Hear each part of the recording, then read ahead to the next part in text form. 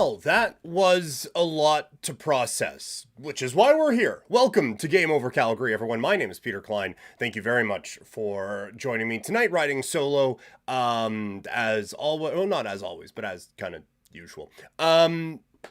So that was a wild one. Flames lose 6-5. I believe the final score ends up being to the Colorado Avalanche, despite being up 5-3 following 40 minutes of play, despite kind of being outplayed by Colorado. In the end, I feel like the better team won this hockey game. I mean, like, the overall better team absolutely won this hockey game. But for the 60-minute sample size that we just got, I still feel like of the two teams, the Flames were second best. We will discuss all of those things in this particular contest, along with like what Colorado did right, what the Flames did wrong, what we can take away from this game, and a whole lot more. As always, if you're in here, it means you like us, so give us a like, subscribe to the channel, and all of those things. The chat is already a bumpin'. So this is going to be, I think this is going to be a lot of fun breaking this one down tonight. But just what a wild day in sports, right? Like, you got that Leafs game that went nuts. Check out the game over recap of that once you're done watching this one here. Both football games in the NFL today were crazy. Fantasy football, if you do your leagues correctly, this was the last week of the regular season in fantasy football, and all of it's coming right down to the wire there. If you're a wrestling fan, CM Punk's talking again, promo battle with Seth Rollins, and then this game was just drunk. The whole way, this game was just drunk. So let's get into it. The Calgary Flames, it kind of feels like got Calgary Flamesed this evening, as they get a pretty strong first 40 minutes, and then get absolutely caved in the third period to lose this game 6-5. And to me, I think this one shows, I mean, like, I don't think there was much debate coming into this game that the better team was Colorado. I don't know if anyone was coming into this one like, well, now we'll finally be able to tell who's better, the Avalanche or the Flames. We had a pretty good idea coming into this one who was better, but this really shows what the star players can do, right? And I don't know if the Flame stars necessarily had a bad game. Like, I think Kadri was really good. Huberdeau was okay, but nothing special. But this is what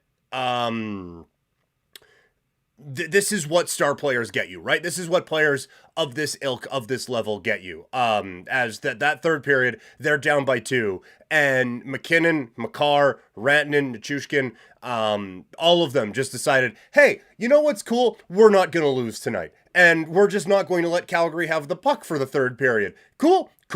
That's basically what this game kind of came down to. It feels oversimplistic, but this is absolutely one of those games where the Avalanche's best players were their best players. Like, the depth players stepped up, right? Like, Wood and O'Connor have that real good shift that leads to a Colton goal, and O'Connor was all around it tonight.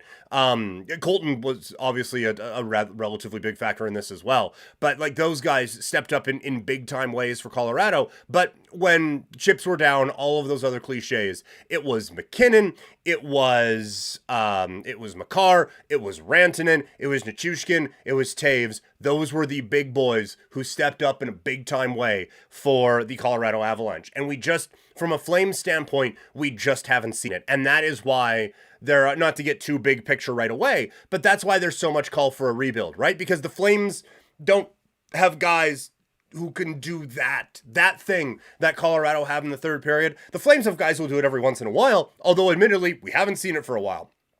But the Flames don't have guys who can just take games over. They have players who can do some fun things, right? Like, Zari's going to be good. Coronado's probably going to be fine. Pospisil is what Pospisil is. Like, they have pieces on this team that are going to be okay.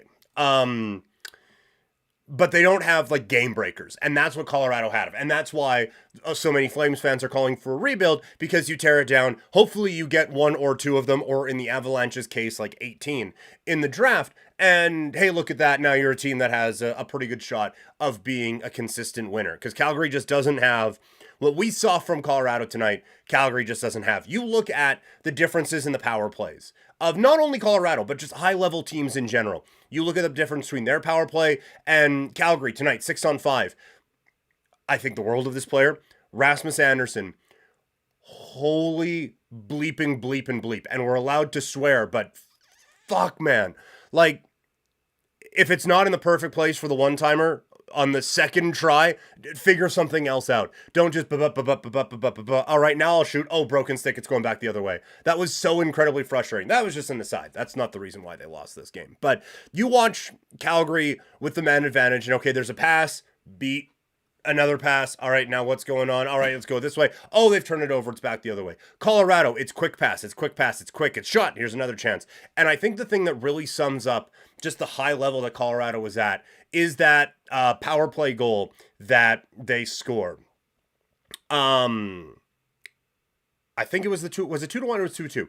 Either way, the power play goal that they score, right before it happens, there's a play. McKinnon goes across to Rantanen, who fires a one-timer. Vladar is basically waiting for it. Like, he reads the pass well, comes across, makes the save.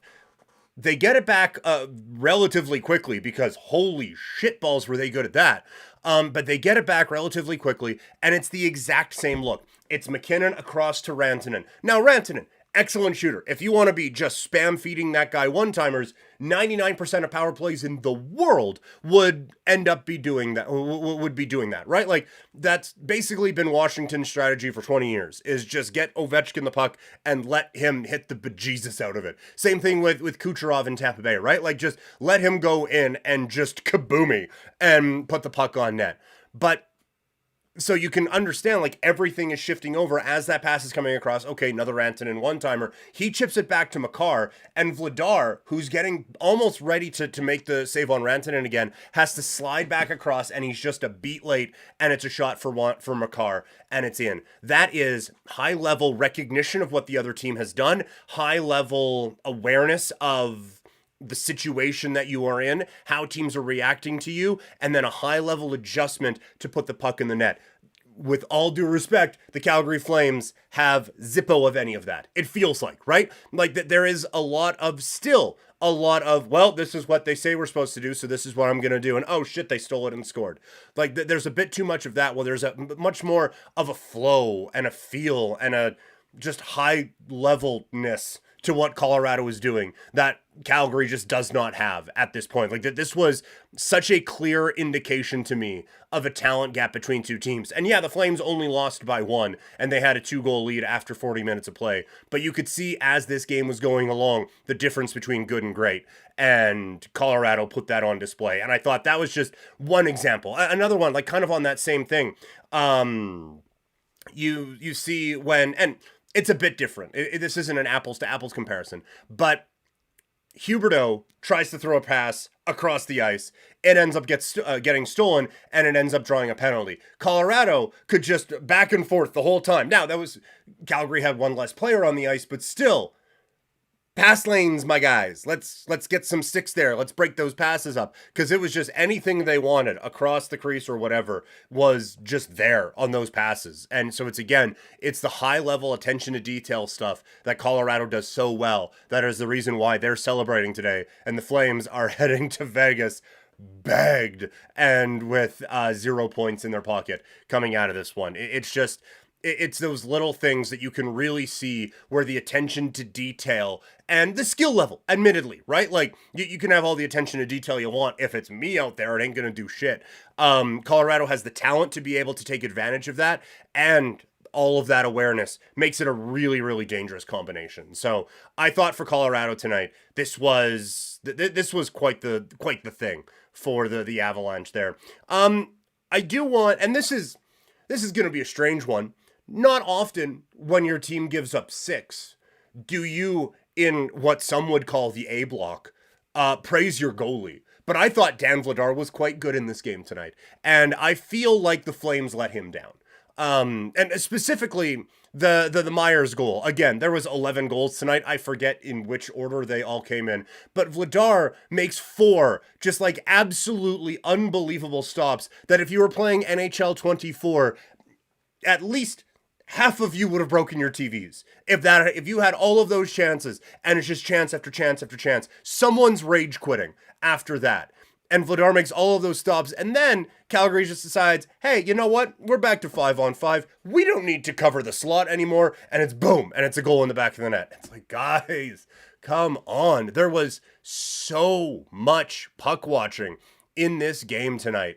And that's, you just can't have that happen. Like, to have one goal happen because everyone's watching the puck, it happens. It's a mesmerizing thing. It's kind of the most important thing out on the ice when you think about what you need to win hockey games and stuff like that. So one would understand why you would want to focus on that thing, right? But it happened like 3 or 4 times tonight where the Flames got puck watching. A couple of times it went in, but there was one, Taves had basically a whole strip of ice wide open to himself, and the Makar pass just missed him. Calgary was so focused on the puck tonight and not really focused on what anything else was, or anything else that was going on around them, and it ended up costing them a number of chances. And I think this one, in part, is showing us what life without Tanev is going to look like. Tanev is out 15 seconds into this game.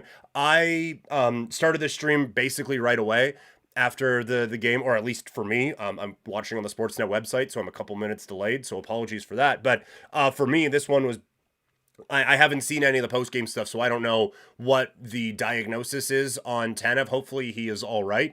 But this is like, we all have a pretty good understanding that he is not closing the season as a Calgary Flame, right? Like, we all...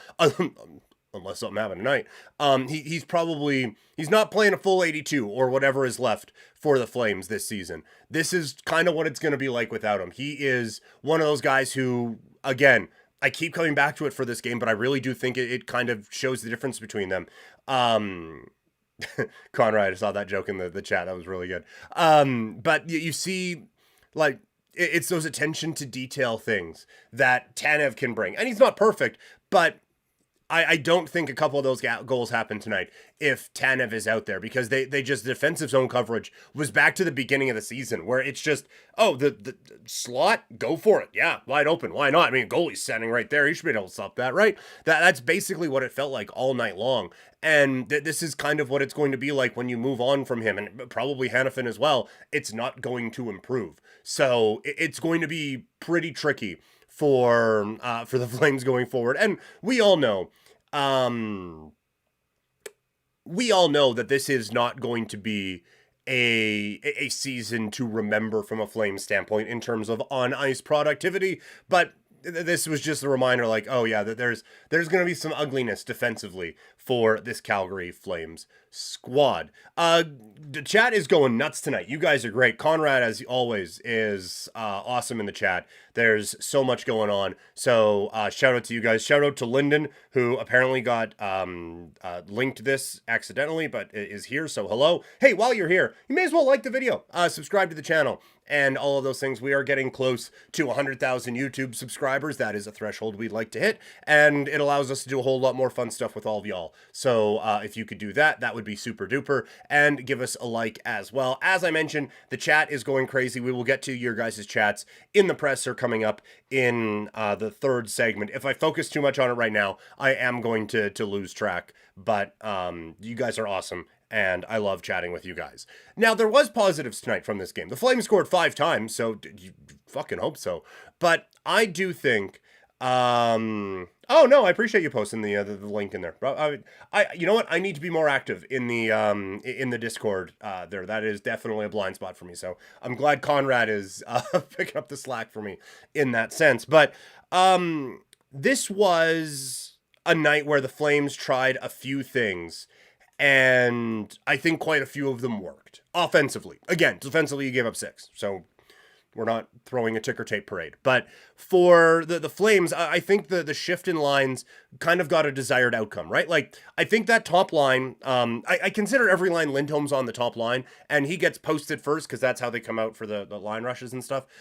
So I will call that a top line, even though in our heart of hearts, we all know the Kadri line is probably the top one for this Calgary team, ATM. But for Zari moving up there with Lindholm and Sharangovich, I thought that line was quite good tonight. And I have not been overly impressed with Lindholm, but he has done, like, some of those attention to detail things that I talk about, he does them quite a bit. Like, they highlighted it on the broadcast. A couple of good aggressive plays on the boards off of faceoffs led directly to scoring opportunities and scoring goals, I guess. And so, like, he definitely does those things. You wish he was a bit noticeable throughout the entirety of the game instead of just a bunch of little things.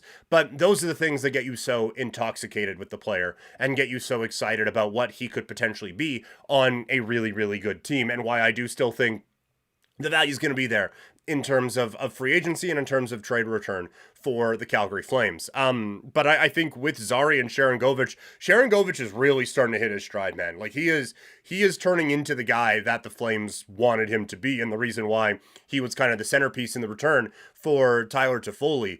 And I did not like his usage at the beginning of the season, centering the fourth line, but he has kind of taken that fourth line grinder mentality and brought it up to that top line now, and he's creating a number of opportunities. Zary gets a goal tonight with a fantastic hand-eye. He continues, like it feels like game in and game out, the ceiling is raising on what this kid could actually be. Which, I mean, long-term isn't how you should be viewing prospects. Oh man, he got a sweet goal against Colorado in December. Future top liner. But still, it's nice to see what he is capable of, and I do think it feels like like I said, the ceiling is rising, and I think that line kind of maximized their minutes tonight. And I was a little bit worried about splitting up Kadri and Zary. They have taken Pospisil off of that line, and it's ended up working out. But then you put Mangiapane there, because the default has been Dubé with those guys, and I know I kind of went in on Dubé the last game, and the last couple of games Audie has done. He has just kind of ethered him. So we'll lay off some of the Dubé slander tonight. Didn't notice the dude. So that's basically what we can come down to with that one. But for Mangiapane out there with Kadri and Pospisil, I thought that group was really good. Like Kadri obviously had jumped tonight against his former team, and he was great. Zary with a number of opportunities, and Pospisil again had some life driving to the front of the net. And so I kind of like this group. I do like how they put all of this stuff together right now. And you would have liked to see more from Huberdeau, Backlund, and Coleman, although Coleman was really good tonight. And then the fourth line just is what it is at this point. You'd maybe like to see a bit more stepping up from Ruzicka every now and then, but to each their own. But we're kind of back to focusing on Huberdeau again, right? Like there was a couple of plays in this game where it's like he's forcing it again, right? Like it's a forced pass to Kadri that hits like 5 skates and gets sent back out of the offensive zone, killing opportunity on the power play. And it's a pass through the neutral zone that ends up getting stolen and ends up leading to a penalty that leads to a number of great opportunities and then a goal. We're back to focusing on this guy, because a lot of the other problems have started to figure themselves out again, right? Like Huberdeau is kind of the next one on the checklist that needs to be figured out. Kadri, I think, is going again. Lindholm could be better, but is going again. Mangiapane, I'm not going to say, okay, everything's fine now, but it looked like he got going again. So now we get back to the thing on the checklist, and that's Jonathan Huberdeau. So he needs to get this thing kind of turned on again. Because like we saw it in glimpses when he got first put with Backlund and Coleman, but we haven't really seen it since. One more thing, just thinking about zone entries. There's so much talk about the Flames right now in the power play. And we've talked about it before on this particular program. It is it's the entries, in my opinion, that this all basically comes down to. This team loses a faceoff, it gets sent down the ice, and then they don't do anything for a minute. And you look at, like, Colorado tonight, I was focusing specifically on this, because Colorado's power play was fucking dynamite, would be the way I would describe it. Like, just absolutely dangerous right from the word go. And apparently it's been struggling at points this season. Not tonight. It looked really good. But the thing that struck me is the Flames would, like, when they had their power play opportunities, it happened, like the Huberdeau one. It hits off a couple of skates, goes down. They try to get it set back up. Oh, it's turned over and goes back the other way. And now, okay, 45 seconds left. Now they have a bit of a setup going on. And then the power play looks okay. The Flames would win the faceoff, send it down, and it wasn't 12 seconds, and Colorado was in the zone. And it was all about speed with them. And it's not just the bump back. They had to do the bump back once because McKinnon overskated the puck one of the, 55,000 times he did that tonight. I don't know if the ice was sticky or what was going on, but there was a couple of times where McKinnon looked like he was just gone, and the puck was just like, no, I'm just going to take a breather here for a sec.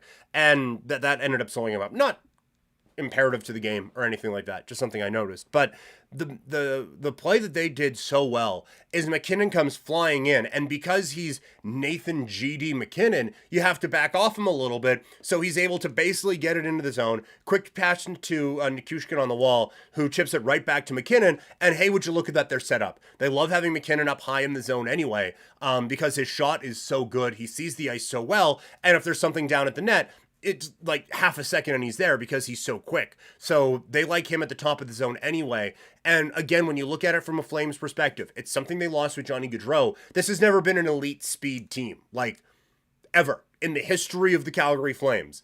Has this been an elite speed team? Even with Johnny, they weren't overly fast. He was fine, but they weren't a really fast team. But you always had Johnny who could kind of stick handle 1,000 times and weave through traffic, and then he gets into the zone. They don't have that guy. They also don't have the speed dude to come in, so they're kind of just hoping. They don't have that guy who can back you off at the line.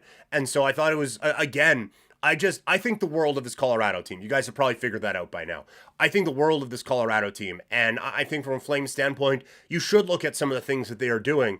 And I think from that, just the zone entry standpoint, having 4 guys standing at the line, waiting for one above average speeded NHL player to get to the blue line, that's just not going to cut it. Again, even Colorado had a tough time tonight when they had to do the bump back. That ended up not really working for the Avalanche. It was when they could kind of all, with momentum, get into the attacking zone, and then they're able to just like bip, bip, bip, and are set up one more time. So that was just something I noticed. But I do, before we get away from this, because like Calgary played fine. They didn't play great. Colorado was better, but I think that this is from a Flames standpoint, there's a couple of positives to take. Like I said, I like some of the juggling of the first line, or of the top lines, I guess. I love Hanifin setting up Sharon Govich on that goal. Anytime he's active in the offensive zone, I do a bit of a dance inside. And I thought tonight, one of the things I've kind of harped on, now again, it didn't matter because they got 6, but the Flames were much better in the neutral zone tonight. They gave the Avalanche quite a few problems. You could see a number of turnovers in the neutral zone, led to some opportunities, led to some power plays drawn as well from the Flames standpoint. So there's a few things that Calgary did well, but overall, they just weren't on Colorado's level. And that's probably something you're going to hear for a while with this Flames group moving forward. Like I said, the chat is going crazy. Looks like there's a debate going on in there right now. You guys can sort some of that out yourselves. But while you're at it, like this video, subscribe to the channel, share the video with your friends. Conrad's sharing it in Discord channels, so he's definitely stepping up. But yeah, share the video so we can keep growing these things. Love chatting Flames hockey with you guys. Even this Flames team, love chatting about it after every single game with you. If nothing else, we get to talk about how awesome the other teams looked in these games. So there's that. All right, it is now time for the presser. Send your questions in on the chat right now if you have anything you would like me to address or anything like that, or just any questions about this game. You can absolutely let me know. Conrad saying like and share to put Dubé in the box, just like I was just about to say, just like Lucic last year. That was kind of the target of it this year. I don't know, like, I don't think Dubé is actively hurting the Flames in the way that Milan Lucic was actively hurting the team last year. And also, there was the frustration that, like, you had some of these kids who are contributing now in the American Hockey League just sitting there waiting, and Lucic was playing. With Dubé, like, I understand, like, you could call Coronado up, and I, along with the rest of you, did think it was strange that Coronado wasn't in the lineup in this game. That was a bit surprising, but you're not going to put Coronado where Dubé is, right? And so I don't think Dubé is necessarily holding anyone back right now. Like, you could, if you sat him, you could literally have Coronado in the NHL, and I suppose you then could go like Mangiapane, Kadri, and Coronado and put Pospisil on the 4th line. But I think Pospisil is doing well in a second, third line role right now, and Coronado in the American Hockey League is fine. So, well, yes, I am very pro not having Dylan Dubé on the team. I don't know if it's to the point where you need to have him in the press box every night. Every once in a while, for sure. He doesn't need to be the break glass in case of emergency thing that it seems to be every time, and it's nice that he wasn't tonight. But it is not at Lucic levels yet. Like the baseball has the Mendoza line. He has not crossed the Lucic line yet for me. Like absolutely he could be in rotation of guys who does end up getting press box popcorn, but I don't think it's a desperate need by any stretch of the imagination. Press conference, junior hockey question of the game. Canada West is now 0-2. Is the AJHL in the sewer? I don't think so. I admittedly don't have a great working knowledge of all the other, junior A's around Canada or anywhere else, really. But I don't think that this means the AJ is in the sewer. Now, it's definitely a weird year in the Alberta Junior Hockey League. Like, there's obviously Brooks is pretty good. Okotoks is pretty good. A couple other teams that are in there as well. And then after that, there's a lot of in the AJ this year. So it's one of those things, right? Like there was that one year the WHL didn't have someone taken until like the 4th round, which is obviously hyperbole, but you know what I'm saying. And then the next year they owned the top 10. This is what happens in junior hockey. A lot of times you have some 17 and 18-year-olds who are sweet, and sometimes you don't. It's one of those cycle things. So probably a longer answer than was required for an AJHL question on a game over Calgary, but the Flames lost again. So here we are. We're talking about it. May as well. This question may have been repeated to death, but do you think the Flames will be a wild card team?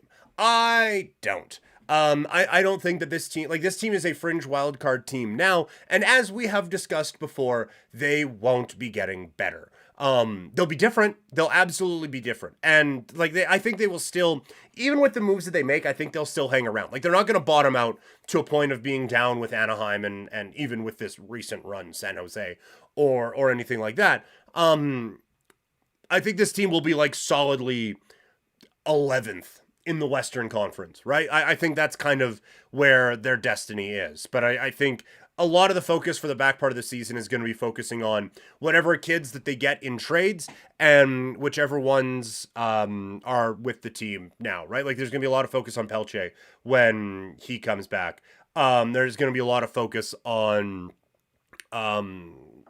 Coronado when he eventually gets called up, when Lindholm eventually gets moved, and Dubé goes to a first-line center role. The focus is going to be more on that than will they or won't they make the playoffs. Now, it becomes just, not necessarily peek behind the curtain, but it becomes a bit of an interesting conundrum for doing these types of shows, because I think the goal here will still be to make the playoffs, right? And so I do think there does have to be a layer of analysis of this team is trying to be good and here's why they're not being good, instead of just coming on here and say, it doesn't fucking matter. They lost again anyway. Who cares? So it's going to make for interesting shows, I think, the back part of this season with this group. Now, luckily, I've been doing this for 11, 12 years now. We've had a lot of mid teams here in Calgary, so I've had to deal with this a time or a dozen. So we'll be able to figure things out. But no, a long answer short, I would say no, this is not a playoff team for the upcoming season. Conrad, question 2. With Tanev out, is Osterley the 6D, or do we call up DeSimone, Kuznetsov, and Poirier? Last time I checked, Poirier was still hurt. If he's not, then call him up yesterday. And I guess depending on the Tanev situation, which I should absolutely have checked on while I was kind of rambling at some point here, has there been an update on Tanev? If someone wants to put that in the chat, that would help out, or I'll continue to stall while I look for it here. Of course, it's not updating when I need it to. So I would say, with Tanev eventually being sent out, Poirier would be number one option, right? Like he is kind of the apple of the eye of a lot of people who have watched the Wranglers whilst he was active this season. He would absolutely be the one. I think it probably, if it were me, it would be DeSimone. I think he's shown a little bit more upside, I guess, than what we've seen from Osterley. I liked Osterley in the preseason, but that's now 3 months ago. We just haven't seen it at the NHL level. So if I were to rank them, assuming health with Poirier, I would put Poirier 1. I would see, I would put DeSimone 2, Osterley 3, and Kuznetsov 4. Just in the immediate, right? Like, there's obviously an upside with Kuznetsov that probably isn't there with the DeSimone and with an Osterley, or at least there's a unknown with Kuznetsov more than those other guys. So, but just for the immediate, I would probably rank it in that order: Poirier, DeSimone, Osterley, and Kuznetsov. Normal 5, I forgot to say your name before, but Normal 5 has messaged in, do you think the Flames will be good in time for the new arena? Depends on one's definition of good, I suppose. I think that they're probably going to be what has made fans so frustrated now, but at least with a bit more upside. I think they're probably going to be like fringe top 3 in the Pacific and battling for that or a wild card spot, right? By the time the new dome comes around in, 3 years from now, I think at that point, you know what, you're like Zari, Coronado, and those guys are kind of the next. I shudder to say core, because I don't know if that's necessarily a core, but those are kind of the next ones. And unless they've hit on something big in the next couple of drafts, I don't see this thing really taking off like a shot. So I'll say they'll probably be good, not great, by the time the new arena comes around. And just maybe that's because I'm just so used to this cycle of kind of perpetual mediocrity, but I think they'll be in that, but with a touch more upside than maybe we are used to around this. Not going to fully answer that. I just will say I don't think Murray Edwards is going anywhere anytime soon, Conrad. I do not believe I don't think Murray Edwards is going anywhere. Keep the questions coming in the presser here tonight. As long as you guys keep asking them, I will keep trying to answer them. I saw a couple of things here earlier. A lot of talk going on. Oh, I'm not touching that. 29 plus minutes for Rasmus tonight. I will say, I am a little bit worried about what tomorrow's game is going to look like. I'm pretty sure it's Audi on things tomorrow for Game Over, because I think Calgary kind of emptied the tank tonight, right? Like, that game was wild. All the defensemen played basically the entire game. Like, Tanev played 15 seconds. And so everyone really had to step up ice time wise tonight. However many people the Flames can call up and send down and pretend they now have the flu, the Flames should do that. I think they're going to need as many fresh bodies as possible. Kind of a Freudian slip, because I was thinking, like, well, Coronado was in for Pospisil. I would try to get Coronado into the lineup in this game. Just, again, some fresh legs. You mentioned Osterley and DeSimone. Yeah, both of them. Just you go in there, play. As many fresh legs as you can get in the lineup. I think the Flames are going to need it, because they put a lot into this game tonight, and then they got buried in that third period. So I think it's going to be a bit of a grind for them coming up. How impressive is Cale Makar? Quite would be the answer to that question. And again, it's what we talked about at the beginning of the show. It's the little things he does, right? Obviously, like, one of the best skating defensemen that the sport has ever seen, and also fine in his own end. I think there's, I don't want to say a stigma, because that's a bit harsh, but I think there is kind of a lazy bit of analysis that can happen when someone is a good skater. It automatically defaults to, what can they do in their own end, though? Because we're just used to fucking Hal Gill types being around, and, well, those are the guys who can defend, because they're not quick enough to move away from the front of the net, so we just assume that's defense. But with Cale Makar, like, he's great everywhere. But again, it's the little things, right? Like, it's his lateral movement on the blue line to get around a block and to be able to put a shot through on the power play. It's his back check that can break things up and turn 2-on-1 into a, oh shit, I have to just play the puck in deep. It's those kinds of things that make him so exceptional. And, remarkably high-level talent also helps with that. When do you expect the trades to start happening? I would think... I think most of them are going to happen around, beginning of February. I think that's probably when we're going to see many of them.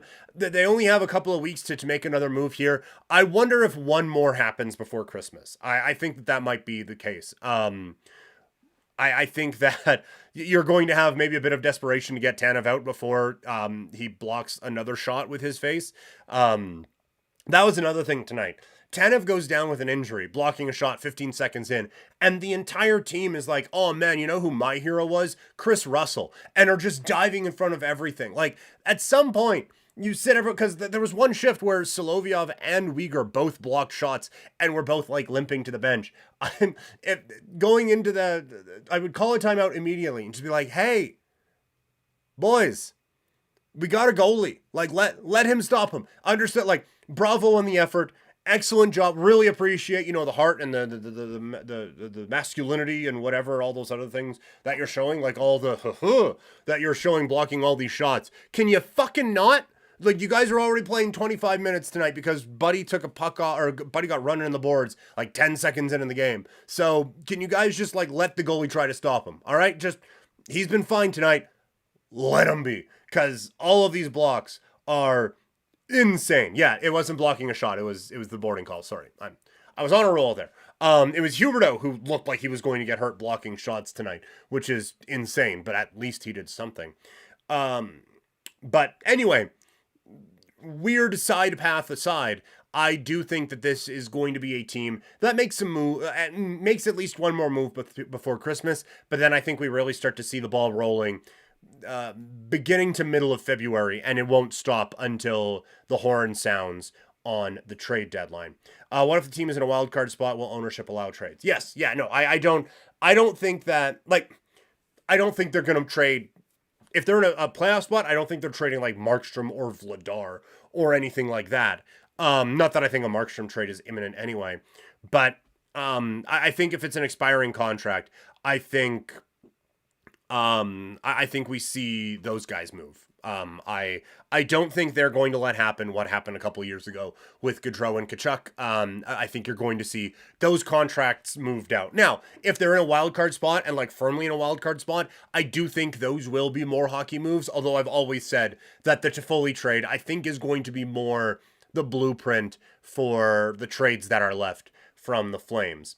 How does Dennis Gilbert or Rosie not drop the gloves with Colton? Yeah, that was a little bit surprising to me. Like, you saw, Gilbert, I think it was Cogliano, give him a shot at the side of the goal, just like a kind of nothing whatever, and that drew a crowd. And Tanev gets just like shit whipped into the boards, and there was nothing. So I thought that was a little bit like, whatever. And I guess like Hannafin did jump in there. And he ends up taking the only penalty on it. But I do think that there maybe should have been some of it. I know it's a little knuckle draggy, but there should be. This team isn't overly skilled, so you got to do something, right? And you may as well hit stuff. So I was a little bit surprised at that. Yes, Conrad. Is Huberdeau getting better since the start of the season, in your opinion? I will say yes. I do think Huberdeau has been better since the start of the season. Now, that bar from the Freak Show 777 is remarkably low. I still don't think he has worked his way up to being good, but he has certainly improved from what we saw at the beginning of the season. Yeah, no, that has grown. Conrad says that Julian says that there is no update from Huska to come tonight on Tanev. So, okay. Well, hopefully it's all right. I would imagine we don't see him tomorrow against Vegas. That would be quite a quick turnaround for a guy who missed this entire game and then came back the next one. I feel like that might be a bit quick, but that's just pure speculation on my behalf. All right. I think we are going to call it there. You guys, again, have been absolutely fantastic. If you haven't done it yet, throw us a like. And subscribe to the channel. Up next for the Calgary Flames is a matchup with the defending Stanley Cup champions, the Vegas Golden Knights, not 24 hours from now. The Flames will be in Sin City for that matchup. Audie has you covered with Game Over tomorrow, so check that one out. You can find me on social media, Twitter, Instagram, and TikTok. I am at Primetime Klein. Follow SDPN everywhere you possibly can. I will never stop talking about how great all of our hosts are for all these Game Over shows. You really do learn a lot about all the Canadian markets when you watch these streams on here or listen to the podcast. And when you subscribe to SDPN, you get Game Overs, you get the SDP, you get the CJ show with a ton of great info on there. We got an awesome F1 show. We got some great basketball stuff as well. Tons and tons of great content. So subscribe, give us a like, and as always, you guys have been an absolute blast to shoot the shit with, and we'll do it again soon, hey? All right, talk to you guys later. Have a good night, everybody.